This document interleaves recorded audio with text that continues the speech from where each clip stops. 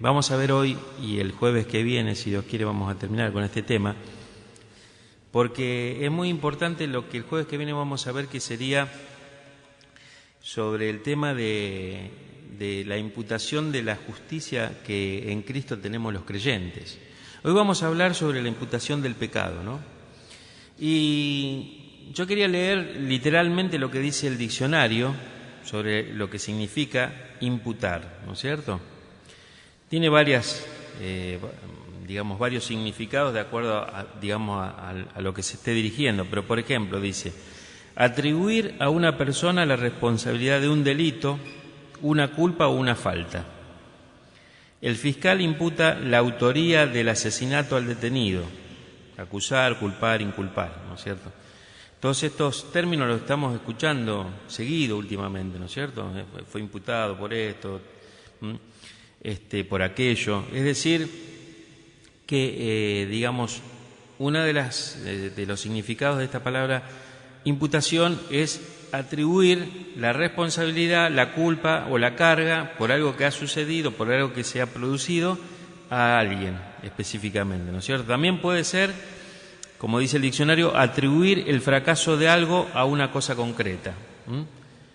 Eso también es imputar. O, por ejemplo, dar un destino determinado, una cantidad de dinero, los gastos se imputaron al mantenimiento del edificio, etcétera, ¿no es cierto? En contabilidad se usa mucho también la palabra imputar, ¿no es cierto?, a esta cuenta, aquella cuenta, ¿no es cierto?, se imputan distintas partidas, es decir, se cargan, ¿no?, se llevan ahí. Esto diría que, es el significado en sí de la palabra en general, pero cuando vamos a la Biblia, la imputación es uno de los principios doctrinales bíblicos del cristianismo importantes, ¿no es cierto? Es uno de los varios principios fundamentales que tiene la fe y la doctrina del cristianismo, ¿no es cierto? Y, hoy vamos a ver algunas,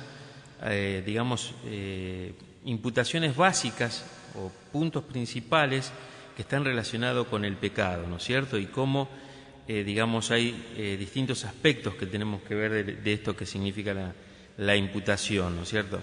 Ya en el Antiguo Testamento, ¿no es cierto?, cuando uno lee sobre todo el libro de Levítico, hay muchos ejemplos de cómo Dios establece que si alguien hace determinada cosa, sea responsable, se le impute ese pecado a esa persona determinada, ¿no es cierto? Cuando se hacían los sacrificios, por ejemplo, había ciertas, enseñanzas específicas de cómo se debían hacer, y si alguno fallaba en cuanto a cómo debía hacer eso, se le culpaba, o sea, caía sobre esa persona una imputación, lo que sería hoy lo que estamos hablando, ¿no es cierto? Por ejemplo, hay varios ejemplos, muchos podríamos decir. En el libro de Levítico 7, versículo 18, si alguien lo quiere leer, vamos a ir leyendo algunos pasajes bíblicos. Levítico 7, 18, otro que pueda buscar Levítico 17, 4, alguna otra persona que pueda buscar 1 Samuel 22, 15, y alguien que pueda buscar 2 Samuel 19, 19.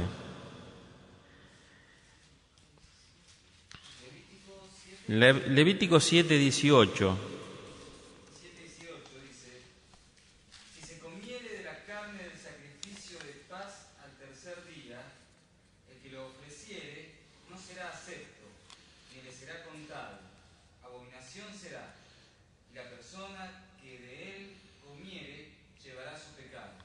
Bien, acá vemos específicamente que si no se hacía como había determinado Dios que debía hacerse el sacrificio, y en este caso, obviamente hay que leer todo el contexto de lo que está significando, ¿no es cierto? Levítico es un libro que habla mucho sobre los sacrificios y que todo eso es figura de lo que iba a ser Cristo después también, ¿no es cierto? Pero bueno, es algo, importante que nos habla acá de cómo es imputada una culpa, una carga a la persona determinada. ¿Alguien tiene 17.4 de Levítico? Bueno, lee lo del 3 para entenderlo más.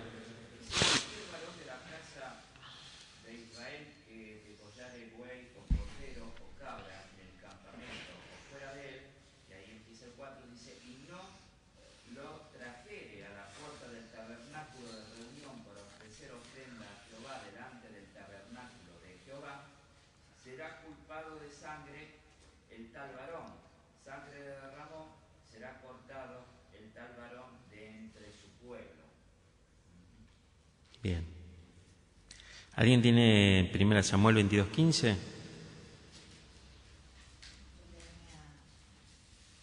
O 2 Samuel 19:19, el que lo tenga lo leen primero. Sí. He comenzado yo desde hoy a consultar por él a Dios. Lejos sea de mí, no culpe el rey de cosa alguna a su siervo, ni a toda la casa de mi padre, porque tu siervo ninguna cosa sabe de este asunto, grande ni pequeño. ¿Quiere un poquito de agua? Bien. ¿Alguno que tiene 2 Samuel 19:19? Y dijo el rey, no me culpe mi señor de iniquidad, ni tengas memoria de los males que tu siervo hizo el día en que mi señor el rey salió de Jerusalén. No los guarde el rey en su corazón. Bien. Creo que no quedó ningún otro versículo, ¿no? Bueno, estos son unos simples ejemplos de cómo indudablemente era la vida antes de que Cristo viniera y Él hiciera el sacrificio por todos nosotros, ¿no es cierto? En realidad, siempre me he puesto a pensar que si Cristo no hubiera venido todavía, de alguna manera nosotros tendríamos que cubrir nuestros pecados, tendríamos que pagar de alguna forma nuestras faltas, ¿no es cierto? La Biblia enseña que hoy estamos en una dispensación donde la gracia de Dios hace que, uno no muera fulminantemente en el momento que peca, pero si no fuera así, deberíamos ofrecer sacrificios por nuestros pecados, ¿no? Indudablemente que eso era común antes de que Cristo viniera y nos marca indudablemente la pecaminosidad del hombre, ¿no es cierto? Hay algo que vamos a ver, hoy vamos a ver, por ejemplo, la imputación del pecado de Adán a la raza humana, cómo se fue transfiriendo ese pecado a nosotros, ¿no? Hasta llegar al día de hoy. Y también vamos a ver cómo se imputa el pecado del hombre a Cristo, que en definitiva en Cristo encontramos el remedio a el pecado, ¿no es cierto? Aunque muchos obviamente que no son cristianos no lo reconocen, no lo entienden, ¿no? El otro día, no sé si lo comenté con alguno, pensaba en las palabras cuando estuvo el presidente de Irán en Venezuela por la muerte de Chávez. Él dijo, seguramente, dice, no dentro de mucho, Chávez va a resucitar junto con Jesús, ¿no es cierto? O sea, que está muerto Jesús, junto con Jesús y uno más de la rama islámica de ellos, ¿no es cierto? Y los tres van a poner orden en el mundo, qué sé yo, ¿no es cierto? Pero, claro, él no cree que Jesús está vivo, ¿no es cierto? Nosotros sí, pero a uno como cristiano le choca pensar que hay gente que, todavía lo da por muerto a Jesús y, bueno, lamentablemente esas personas un día se van a dar cuenta que tuvieron un error que les costará por la eternidad, ¿no es cierto? Nosotros sabemos que Cristo murió, como ahora vamos a recordar dentro de poco, pero también resucitó y está vivo, ¿no? Ahora, yo quería dejar una frase que me parece muy interesante hablando sobre el pecado y introduciéndonos en el tema del pecado de Adán, cómo fue transferido a nosotros, ¿no es cierto? Y vamos a ver algo de eso y con algunos pasajes bíblicos. Y esta frase me resulta bastante interesante y sería bueno que ustedes también la recuerden, ¿no? Y la piensen. Dice, no nos convertimos en pecadores por el pecado. Pecamos porque somos pecadores por naturaleza. Es decir, no es que nosotros somos pecadores porque el pecado nos vino y nos hicimos pecadores. No, al revés. Pecamos porque ya somos de naturaleza pecadores. A veces uno no entiende, cómo puede ser que por el pecado de Adán, todos nosotros y todas las generaciones sucesivas, desde Adán hasta hoy, fueron trayendo ese pecado, arrastrando ese pecado del cual cometió Adán y Eva, ¿no es cierto?, en el principio, ¿no? Pero la palabra nos nos asegura que esto es así. Vamos a buscar en Romanos 15 y vamos a leer unos cuantos versículos allí. Perdón, Romanos 5, lo que dije, Romanos 15. Romanos 5, y podemos leer tal vez un versículo cada uno. Vamos a leer desde el 12 al 21. Yo empiezo con el 12 y seguimos en todo caso por acá, por Horacio, sí, vamos cruzando como hacemos habitualmente, ¿no? En Romanos 5:12 dice así, en la mayoría tal vez de las Biblias hay un título, acá dice Adán y Cristo. Dice, por tanto, como el pecado entró en el mundo por un hombre y por el pecado la muerte, así la muerte pasó a todos los hombres por cuanto todos pecaron. Pues antes de la ley había pecado en el mundo, pero donde no hay ley no se inculpa de pecado. No obstante, reinó la muerte desde Adán hasta Moisés, aun en los que no pecaron a la manera de la transgresión de Adán, el cual es figura de lo que había de venir. Pero el don no fue como la transgresión, porque si por la transgresión de aquel uno murieron los muchos, abundaron mucho más para los muchos la gracia y el don de Dios por la gracia de un hombre, Jesucristo. Perdón, Roberto, en Romanos 5, ¿cuánto? Ahora 16. Y con el don no sucede como en el caso de aquel uno que pecó, porque ciertamente el juicio vino a causa de un solo pecado para condenación, pero el don vino a causa de muchas transgresiones para justificación. Pues si por la transgresión de uno solo reinó la muerte, mucho más reinarán en vida por uno solo, Jesucristo, los que reciben la abundancia de la gracia y del don de la justicia. Así que, como por la transgresión de uno vino la condenación a todos los hombres, de la misma manera, por la justicia de uno vino a todos los hombres la justificación de vida. Porque así, como por la desobediencia de un hombre de los muchos fueron constituidos pecadores, así también por la obediencia de uno los muchos serán constituidos justos. Pero la ley se introdujo para que el pecado abundase, mas cuando el pecado abundó, sobreabundó la gracia. Para que así como el pecado reinó para muerte, así también la gracia reine por la justicia para vida eterna, mediante Jesucristo, Señor nuestro. Amén. Qué interesante y qué maravillosamente lo explica el apóstol Pablo esto, ¿no es cierto? Cuando uno ve el contraste, ¿no es cierto?, entre Adán y Cristo, ¿no es cierto?, que también se lo conoce, digamos, como el segundo Adán al Señor Jesucristo, porque no nos olvidemos que Adán fue creado sin pecado. Después, obviamente, como dice acá, él transgredió la ley, pecó, y como el pecado tiene un precio, es decir, tiene una paga, que es la muerte, dice la Biblia que por cuanto él pecó, ese pecado fue transferido a la raza humana, así como él pecó y debía morir por el pecado, también todos nosotros tenemos que morir por el pecado. Eso es lo que enseña la palabra de Dios y lo que dice acá. Y fíjense en una cosa, alguien que busque 1 Corintios 15, 22...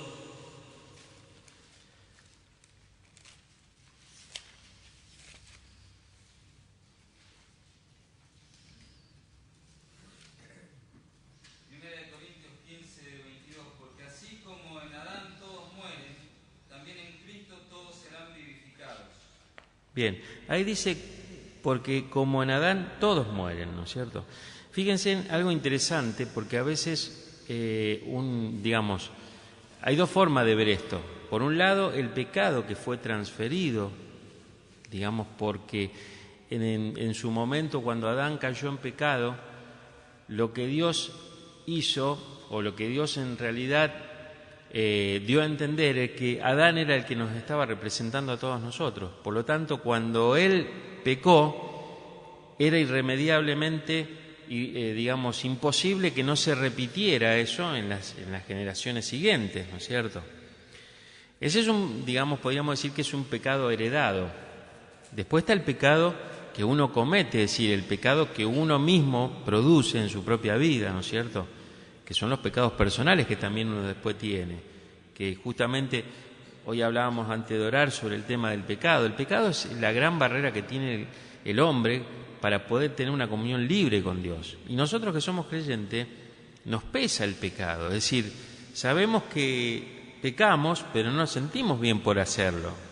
Pero después decimos, bueno, no lo vamos a hacer y volvemos a hacerlo. Entonces es una lucha donde lógicamente el pecado está en nosotros. Es interesante cuando uno lee Romanos 7, que el apóstol Pablo dice, yo veo que hay algo en mí que no lo puedo controlar, ¿no es cierto? Y él dice, por ejemplo, el bien que quiero hacer no hago, el mal que no quiero hacer, eso hago. Y él llega a la conclusión que dice, el pecado está en mí, ¿no es cierto? Ese es el gran problema de nosotros, los hombres. Ahora, cuando dicen Adán todos mueren, es porque en realidad Dios había establecido como pena, o como, digamos, como penalidad sobre el pecado, la muerte. Pero uno se puede preguntar, bueno, pero por ejemplo un bebé, hay muchos casos de bebé que lógicamente no tienen conciencia y no llegaron a pecar. Bueno, es justamente ahí donde se cumple, cuando ese bebé que parte, que muere, es ahí donde se cumple el pecado heredado, porque Dios dijo, todos van a morir, ¿no es cierto? Por cuanto todos pecaron. No puede decir cómo, pero no pecó ese bebé. Sí, pero tiene el pecado por herencia. Entonces no puede evitarse que la pena se cumpla. Es decir, por un lado tenemos el pecado por herencia, de la cual ni un bebé se va a salvar, porque indudablemente la muerte lo va a alcanzar por esa semilla que Adán transmitió a la raza humana. Y por el otro lado está el pecado que uno va a cometer, lógicamente cuando es consciente, ¿no? Ahora, en este pasaje nosotros hemos leído por supuesto cada versículo tiene una enseñanza tremenda, ¿no es cierto? Pero por ejemplo, acá dice, pues si por la transgresión de uno solo, reinó la muerte, mucho más reinarán en vida por uno solo, Jesucristo. Indudablemente que todas las personas que no tienen a Cristo en su vida están bajo el juicio de Dios. Están bajo el juicio de Dios. Es decir, Dios está diciendo, la única forma de no estar bajo el juicio de Dios es cuando uno tiene a Jesucristo. Si no, todas las demás personas están bajo el juicio de Dios. Y si bien todos vamos a morir, nosotros podemos morir perdidos o salvados, y nosotros lo sabemos eso, porque si tenemos a Cristo en nuestra vida, vamos a morir igual, pero nosotros estamos salvados porque hemos puesto nuestra confianza en Él. Fíjense algo interesante, cuando el sumo sacerdote, por ejemplo, ponía las dos manos sobre el chivo expiatorio, lo que estaba simbolizando en ese momento es que estaba transfiriendo los pecados que el pueblo confesaba sobre ese animal, que en definitiva era simbólicamente sobre el que recaían todos sus pecados. Esto justamente es la figura de lo que después Cristo iba a hacer en su sacrificio con todos los pecados nuestros. Porque nosotros sabemos, y hay muchos pasajes bíblicos que así lo aseguran, que Cristo no tenía pecado, pero Él cargó con nuestros pecados, ¿no es cierto? No sé si se entiende esto que estamos compartiendo, porque es muy importante, porque acá justamente nosotros, si no conocemos a Dios, estamos bajo el juicio. Es decir, lo que dijimos al principio, la imputación del pecado, ¿cuál es? Hay un fiscal que dice, es culpable y tiene que pagar con una penalidad. En este caso nosotros sabemos que la paga del pecado es la muerte. Y no es solamente la muerte física, sino la muerte espiritual, es decir, la separación de Dios. A veces nosotros no llegamos a entender, porque nunca fuimos santos de verdad, en lo que significa la santidad como la que tuvo Adán antes de caer, o Eva, ¿no es cierto? No conocemos lo que es realmente la santidad. Entonces a veces tomamos livianamente el pecado y nosotros no entendemos por qué Dios puede, digamos, ser tan exigente con este tema del pecado, porque uno puede decir, bueno, si uno fuera un asesino, si uno fuera, qué sé yo, un traficante, o el pecado que nosotros pudiéramos catalogarlo como algo serio, como algo grave, me parece, bueno, está bien, no está bien, pero una simple omisión, como dejar de hacer lo bueno, dice la palabra de Dios que es pecado, o tal vez una mentira o algo que a lo mejor uno puede decir es menor. Sin embargo, la santidad de Dios es absoluta, es total. El tema pasa que nosotros no llegamos a entender esa santidad de Dios porque nunca fuimos santos realmente, en lo que significa la palabra de la pureza de la santidad, ¿no es cierto? Y solamente Cristo pudo vivir en esa santidad. Y vamos a leer Romanos 6, es muy conocido este, ¿no? Romanos 6, 23, alguno a lo mejor se lo acuerda de memoria. Sí, seguramente se lo saben de memoria, pero no se acuerdan a lo mejor cuál era en Romanos 6, 23. El que lo tiene lo puede leer.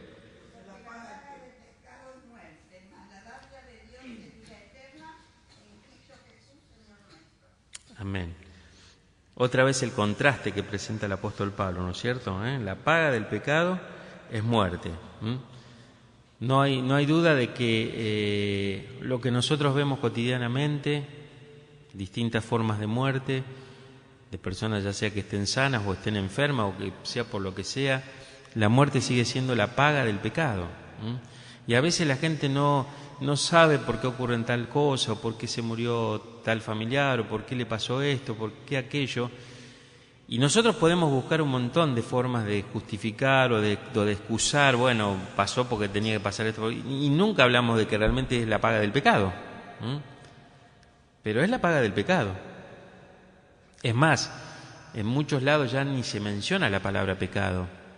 Y lo que es peor, en muchos púlpitos cristianos evangélicos no se menciona la palabra pecado. Pero el pecado es una realidad. Es una realidad que no podemos evadir. Y como recién hablábamos con los hermanos cuando estábamos orando, es decir, nuestra lucha es justamente porque el pecado está en nosotros. Uno quisiera sacarlo, pero el apóstol Pablo decía, ¿no es cierto?, soy un miserable, porque indudablemente el pecado siempre nos lleva a sentirnos miserables, a sentirnos mal, ¿no? Ahora, vamos a ver el segundo punto, y con esto ya vamos a ir terminando. Lo que sería la imputación del pecado del hombre a Cristo, ¿no es cierto? Antes dijimos que, por ejemplo, antes de que viniera el Señor, Dios había establecido que debían hacerse sacrificios para que, digamos, esos pecados cometidos por el pueblo pudieran ser cubiertos, porque ni siquiera eran perdonados, eran cubiertos momentáneamente y se tenían que repetir los sacrificios y otra vez. Pero cada vez que se hacía un sacrificio, como dijimos antes, lo que pasaba era, Dios aceptaba ese sacrificio, si era de acuerdo a como Él lo había establecido, de que los pecados de esa persona eran, digamos, recargados sobre un animal, ¿cierto? Y ese animal moría por los pecados de ese hombre. Bueno, eso es la figura de lo que en realidad hizo el Señor Jesucristo. Por eso vamos a leer algunos versículos. Por ejemplo, 2 Corintios 5:21, si alguien lo puede buscar, y otro que pueda buscar Isaías 53:5, y otro que pueda buscar Juan 1:29 y 1 Pedro 2:24, 2 Corintios 5:21. Al que no conoció pecado, por nosotros lo hizo pecado, para que nosotros fuésemos hechos justicia de Dios en él. Claro, ¿no? Clarito. El pecado nuestro pasó a llevarlo a Jesús. Él no tenía pecado, pero se hizo pecado por nosotros. ¿Alguien que haya buscado Isaías 53:5? Dice, mas él herido fue por nuestras rebeliones, molido por nuestros pecados. El castigo de nuestra paz fue sobre él, y por su llaga fuimos nosotros curados. Amén. Juan 1:29, ¿alguien lo tiene? El siguiente día vio Juan a Jesús que venía a él y dijo, he aquí el Cordero de Dios que quita el pecado del mundo. Amén. 1 Pedro 2:24 y otro que busque 1 Pedro 3:18. Quien llevó él mismo nuestros pecados en su cuerpo sobre el madero, para que nosotros, estando muertos a los pecados, vivamos a la justicia, y por cuya herida fuisteis sanados. 1 Pedro 3:18. Porque también Cristo padeció una sola vez por los pecados, el justo por los injustos, para llevarnos a Dios, siendo a la verdad muerto en la carne, pero vivificado en espíritu. Amén. Y vamos a buscar dos pasajes más. Hebreos 2:9 y 1 Juan 2:2. Hebreos 2:9 y 1 Juan 2:2.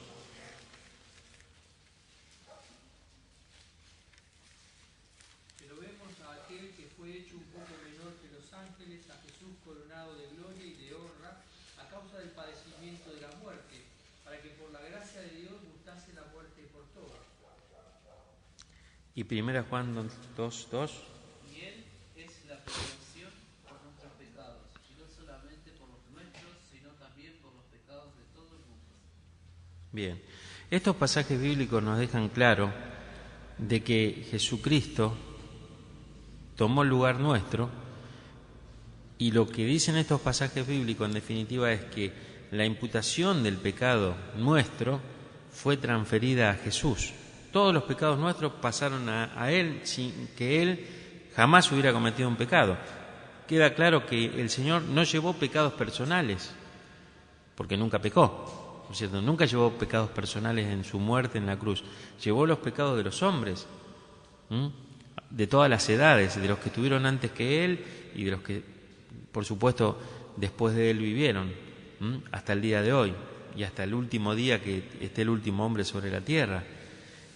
Y esa es la obra extraordinaria de Dios, de que Él puso sobre Jesús todos nuestros pecados. Por eso, la pregunta que se va a hacer en el día del juicio, seguramente va a ser, o una de las preguntas principales va a ser, ¿qué hiciste con Jesús?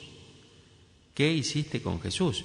Porque en realidad Él es el que se hizo cargo de nuestros pecados. Por eso, lo que vamos a ver el jueves que viene, si Dios quiere, es que la justicia del sacrificio de Cristo es la que nos permite a nosotros ser perdonados y tener la libertad de la culpa, del pecado, y ser, lógicamente, libres de la muerte eterna, ¿no es cierto? La muerte física no la vamos a poder evitar.